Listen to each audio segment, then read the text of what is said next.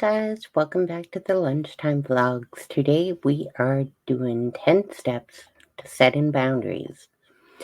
I hope you've enjoyed some of the vlogs that I've done this week and last, and continue to watch. And happy Thursday, and I'm pretty sure, yep, I see Friday around the corner.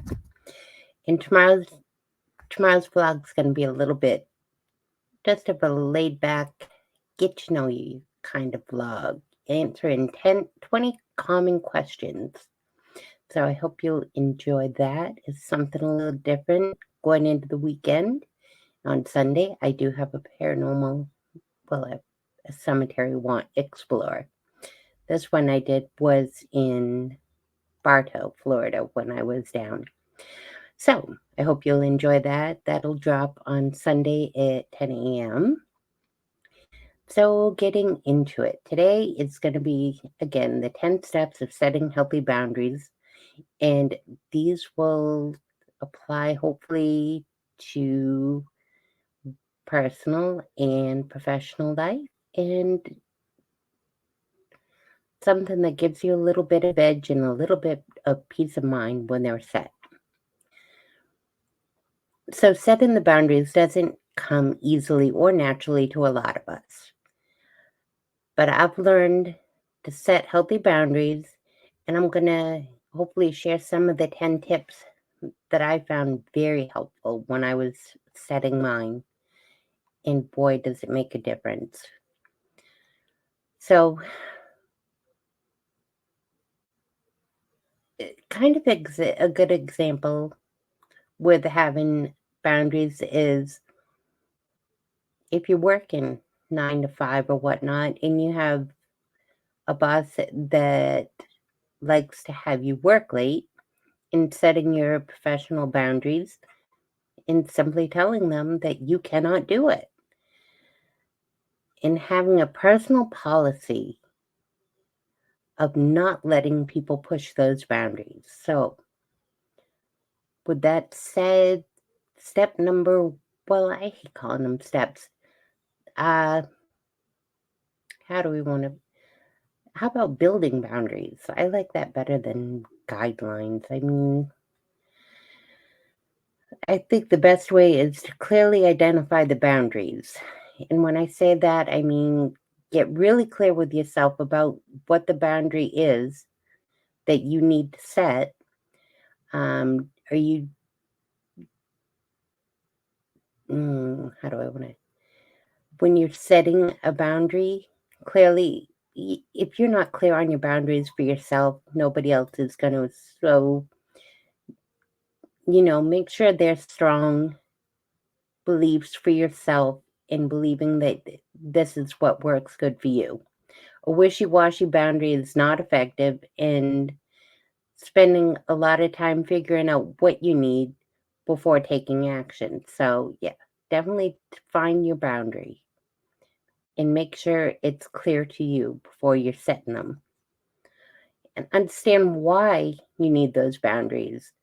This is your motivation for setting the boundaries.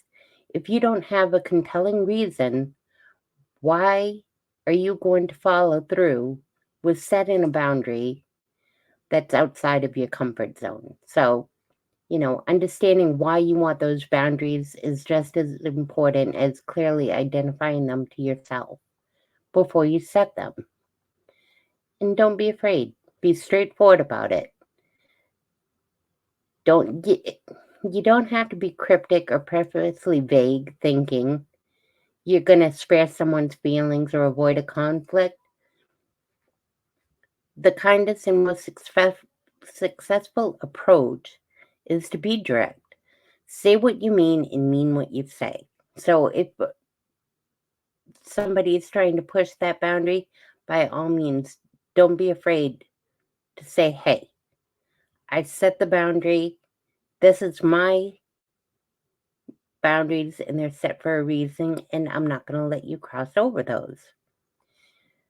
Again, don't apologize or give long explanations for your boundaries either, because that's kind of going back to being the wishy-washy thing. This kind of behavior undermines your authority and gives the impression that you're doing something wrong or that requires an apology or justification. Boundaries don't require justification or apologies. Period. They're your boundaries. You have them set for your own personal whatnot. Be it mental health, be it professional boundaries, be it personal boundaries, and you've got to have those. Otherwise, I've found that having those boundaries and not letting somebody push through them absolutely makes a big difference to me. Use a calm and polite tone when you're expressing. Keep your own anger in check. Don't let, how do I want to put it? Don't try to set boundaries in the middle of an argument because then emotions are getting in the way of it. That's why it goes back to when you're setting your boundaries, be clear and concise to yourself as to why you're stating. You want your message to be heard, and we know yelling and sarcasm and condescending tones all but put others at a defensive stance, and it distracts from the real issues. So, when your boundaries are set and you're using a calm and polite way of asserting them, and when you're reinforcing them, start with the tighter boundaries. It's always easier to loosen up tight boundaries than to tighten up loose boundaries. I see a lot of people make that mistake when they're trying to do it. Like when you meet a new friend or start a new job, naturally you want to make a good impression, but agreeably and to fit in, mm-mm. As a result, when you're wishy-washy, you're likely to overextend yourself, agree to commitments and viewpoints that don't sit well with you, and it's people-pleasing, which is a result of loose or weak boundaries that you worked hard to set. So those are when we keep a hard and tight boundary. It's basically you've set a clear expectation and you're not backing down from it. And I'll say this too, addressing your boundary violations early. Don't let them keep walking all over you, pushing them, asking you to loosen that rein on it. Mm-mm. You address that violation early. The small problems are always easier to manage, but don't wait until somebody's violated your boundaries a dozen times before you speak up. It's not fair to assume that others know your boundaries until you've proven or given an example of them. And nor is it fair to change the rules and abruptly tell, like, say, your cousin, your husband, your coworker, that you're not going to help when you've already said you would. Don't be wishy-washy. If you clearly stated, say, somebody comes to you and says, "Hey, I'm running short. Can I borrow $5?" And then you're like, "Sure, not a problem. Hey, can I have a little bit more? You know, mm-mm. $5 was the limit that they asked for. $5 what you're comfortable with. $5 what you do, because it's up to you for your own peace of mind to keep your boundaries in check and not give an inch and let somebody pull you a mile long, if that makes sense. And don't make it personal. When you're setting your boundaries aren't up a subject for a personal attack. You generously agree to help drive a coworker to work, maybe. And then on the way home, they're like, could we stop here? Can we stop there? You know, that's not a problem helping somebody out. But it's when you're sitting there for 10, 15, 20 minutes and then, they're like taking forever. And after doing this for, say somebody's car breaks down and you're giving them a ride, after 3 or 4 days of this, it's just like, it's being really inconsiderate to me that I'm sitting here waiting for you 15, 20 minutes. This is when you put it in the statement, it's called an I statement.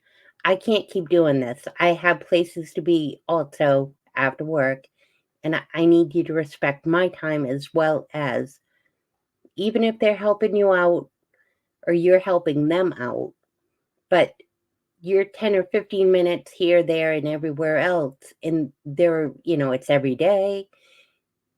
That's when you have to set the I in your statement and draw that boundary so that, you know, if it continues to happen, that's when you say, so, you know what?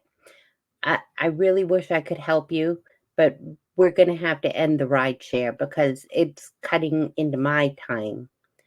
I can't do it and not feel bad about it. So, that it is important along with the aspects of boundaries and using the I in it. And I have there's there's no I in team. I put an I in my team because I am my own support system. And setting that boundary and somebody trying to run shotgun over it doesn't happen. And understand too, when you are setting boundaries, we all have somebody that we can confide in. I confide in my best friend when I have issues and I need a little bit of extra, somebody that's going to say, hey, you've set these for a reason. You know, don't let them tread on your boundaries. They're set for a reason. So the biggest thing boils down to trust your intuition in your boundaries. Be sure to slow down and tune into yourself. Pay attention to what you're feeling. What is your gut telling you? If it feels wrong, make the change.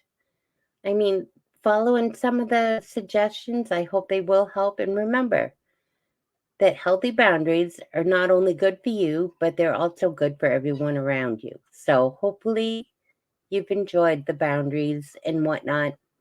Stick to them. Think about them before you set them. Do something that honestly works for you. And once they're set, even if you have to commit to one boundary at a time, make sure that you've thought it through, set it up, and don't let anybody push you outside of your comfort zone and your boundaries. I'm telling you right now, I mean, I'm not a psychologist, I'm not a psychiatrist, I am not a therapist. But if you can set those boundaries and expectations for yourself, then it's going to make life feel a little bit less chaotic, a little bit less stressful, and it'll help you kind of center and feel a little bit more in control with what you've set. So I hope you enjoyed it. I look forward to our Friday vlog and our 20 questions and see what you're going to learn about me. So again, I hope you have a fantastic Thursday, a great evening, and Friday is right around the corner. Have a good day, a good evening, a good morning, wherever you are. And thanks for watching. Have a great